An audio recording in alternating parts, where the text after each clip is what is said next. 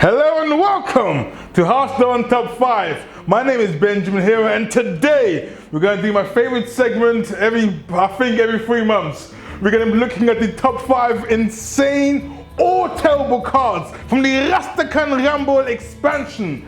Every single card on this list either must be so polarized that it must be absolutely trash, or it must be so insane that we can't even imagine its beauty.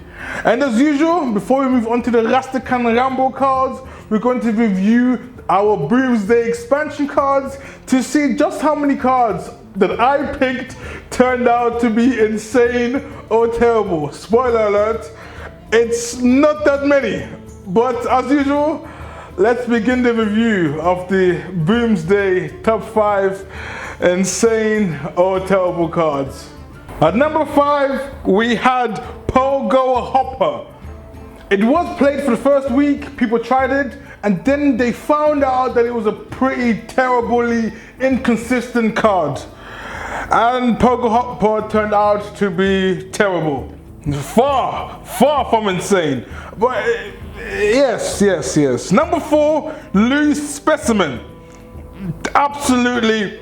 Sometimes what's funny, when I look at the review, I think to myself, what the hell was I thinking? However, it could give you +3 draw immediately when combined with Acolyte of Pain. And for that glimmer of hope of it being found in some kind of warrior OP deck, Loose Specimen is number 4. What the hell? Loose Specimen, really? Yeah, I mean, you barely even picked this card in Arena. Garbage. Number 3, Harbinger Celestia. I admit, I still have hope for this neutral mirror entity some years in the future. I can clip it. Save this clip, save this video right now. Years in the future, Harbinger Celestia, like with Gadgets and Ferryman, we'll see some incredible play. I'm not sure when, but yeah, in the previous meta, Celestia was, I think, even worse than garbage. By far the worst legendary you could have picked up. Number 2, Topsy Turvy. Topsy Turvy was a key component in the whole OTK priest with lab scientists and the whole sort of, APM priest. Yeah, that's what it was called. Was it insane? I wouldn't say it was insane, but at the same time it wasn't too terrible. But I'm not gonna be a coward and call this card insane. Terrible. Although it's so play, the deck was no. I can't cheat. Number 1, we have Mechafoon. Finally, we have one card that is definitely I can put into the insane category. It made the whole archetype of Mechafoon Druid, Mechafoon Warrior, Mechafoon Priest. Yeah, I would say Mechafoon was definitely insane. As you can see, only one of the 5 cards turned out to be insane.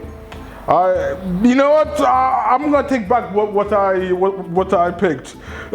I'm gonna pick for Rastakhan Rumble. Looks to be, I'd say, a lot more interesting cards.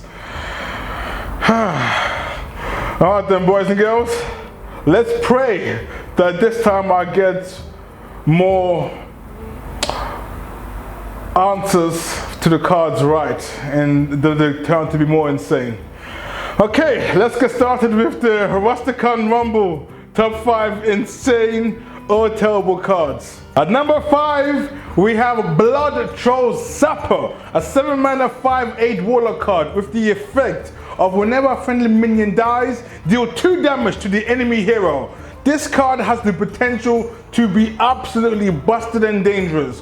Let me give you guys a quick history lesson about other card games. In Yu-Gi-Oh! Yes, I used to play Yu-Gi-Oh! And I still love Yu-Gi-Oh! In Yu-Gi-Oh! there was a card called Dark Strike Fighter and a card called Mass Driver. These cards will allow you to sacrifice a minion to deal direct damage to the opposing hero in Hearthstone terms. Dark Strike Fighter got changed because it was too powerful, and Mass Driver got banned because it was too abusable. In essence, what I'm trying to say is, cards that allow you to sacrifice a minion and go to the face are always, in some capacity in card games, busted. They are ready to be abused, especially if there's no limitation to the amount of minions that can die, that can be destroyed, that can go directly to their face. And with Warlock having cards such as Defile and other board clears, I can see so much potential in Sapper. Mark my words. I'm making a second statement here. Mark my words. Sapper will either get banned, modified, changed in some capacity because a card with such a dangerous effect cannot last in a card game. And this is why I sincerely believe that eventually, maybe not this meta, maybe not even in the next 5 years, but eventually, maybe year 6, but eventually, Sapper will become an absolutely insane card. And this is why it's at number 5. At number 4, we have Stop! I have to apologize for that. At number 4, we have Timeout, a 3-mana paladin spell with the effect of your hero is immune until your next turn. And essentially, this is our proactive ice block. I see a lot of potential with Timeout, especially because Blizzard is pushing. I'm talking about pushing Control Paladin again in this expansion, and having a card that allows you to survive, guaranteed, through fatigue, through anything, except through special win conditions like Mechafoon, of course. But the card that allows you to survive almost anything. It's just so potentially powerful. And Timeout is a card that I can see being quite meta dependent, also to be quite powerful. But at the same time, people, let's be honest, it's 3 mana and do nothing. My heart is saying yes, but my brain is saying, Benjamin, in 3 months' time, you're gonna be looking back, asking yourself, what the hell are you doing with Timeout on your list? And because of those conflicting emotions, I'm putting Timeout at number 4 of a potentially insane or terrible card. At number 3, we have Bwonsamdi the Dead. I like this expansion. Bwonsamdi is a 7-mana 7/7 with the effect. When you play this card, draw as many 1-cost minions from your deck until your hand gets full. Of course, you can't play Bwonsamdi without the pre-spirit card of Spirit of the Dead. Those 2 cards essentially go hand in hand. So this is a review for both of them. Bwonsamdi has the potential to make a whole new priest deck, especially with cards that you can combo with Zarok's Cloning Gallery and the aforementioned Spirit of the Dead. It creates some potential and possibilities to play Bwonsamdi of the Dead once you load your deck up with high value 1-cost minions that you can get from Zarok's Cloning Gallery, like the Lich King.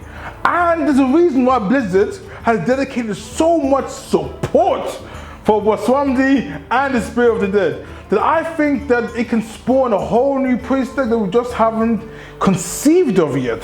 But at the same time, it's a 7-mana 7/7 that draws 1 cost. It's so combo heavy.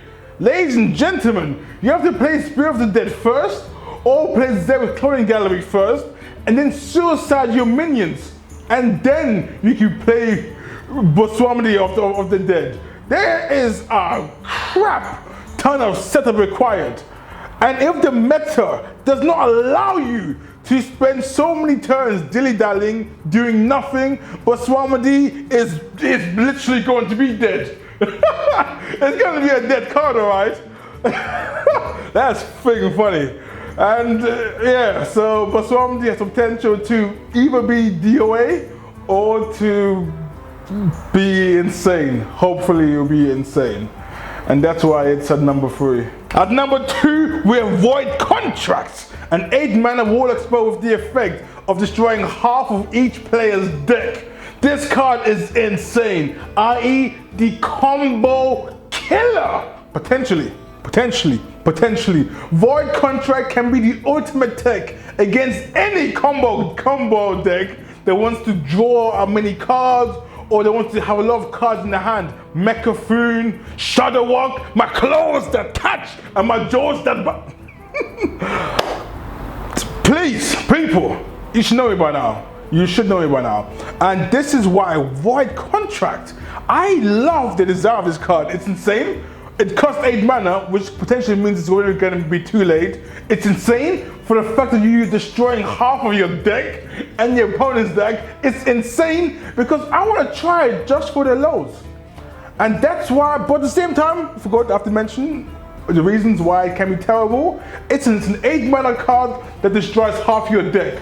That should be enough for you to think about why this card might potentially be absolutely crap. And for this polarizing reason of the power and the potential, the legitimate potential, not just the memes, but the legitimate tournament play potential of Void Contract to disrupt or pretty much any combo deck or deck that relies on having specific set of cards, is why Void Contract is at number 2 on the list, and why I believe it can be absolutely insane or absolutely atrocious. Atrocious, not even terrible, but atrocious. And that's why it's at number 2. At number 1, we have perhaps the most obvious card on the list. It has to be Surrender to Madness. Surrender to Madness is one of the top 5 most just generally insane cards that Blizzard has ever created. It is a 3 mana pre-spell with the effect of destroy 3 those tears of your mana crystals to give all minions in your deck +2/+2. To keep in mind, destroy uno dos tres, 1, 2, 3, 1, 2, 3 mana crystals to give minions in your deck +2/+2. Essentially, you cannot play this card on turn 3 because you are destroying 3 of your mana crystals. It's crazy. How do you even play this card? Sure, there's a combo you can do with the new card Mojo Master Zihi on turn 9. Play Surrender to Madness, destroy your crystals, and then play Mojo Master Zihi, and then everyone's gonna be on an equal level of 5 mana. But who's gonna wait to turn 9 to put this combo? I know I'm crazy, but no, this is not feasible. So there has to be some kind of new, weird way that you can exploit. And don't get me wrong, Surrender to Madness has to be exploited in some capacity for it to work. And if it can be exploited, it would be a stupidly insane card. Stupidly insane card. But most likely it's going to be absolutely terrible. Surrender to Madness, for me, is the pinnacle of what it means for a card to be insane or terrible. If you ever get confused saying, Benjamin, what do you mean by insane or terrible? Just look at the beauty of Surrender to Madness. The card is mad. It has mad potential, but at the same time, it's going to be most likely mad garbage. And that's why I love it. I'm not saying I love garbage. I guess I kind of do. I'm making this kind of weird list. But Surrender to Madness is one of the best. I think it is the pinnacle of what it means to be insane or terrible. And this is why it's at the number 1 spot. Easily at the number 1 spot for the insane or terrible card list of Rastakhan Rumble. Thank you for making it to the end. If you made it this far, I literally love your support in the comments, support on the server, on the Hero Team Discord server. Truly, I love reading your comments, reading your memes, your troll comments, your nice comments, your supportive comments. I just love your comments. I like to read, support them, and truly, I love this series. I love making these videos for you guys. I love to interact. I just enjoy it. I just want to give out my heartfelt appreciation to every single one of you, because I know not everybody actually makes it to the end to hear my ramblings about life, the future, and about hope. But as usual, thank you for making it to the end. If you haven't already, subscribing to the channel makes a huge difference. Liking it also makes a huge difference.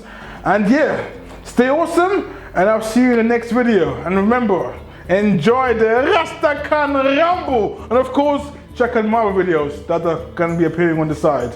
But for now, boys and girls, I shall see you next time. Adios.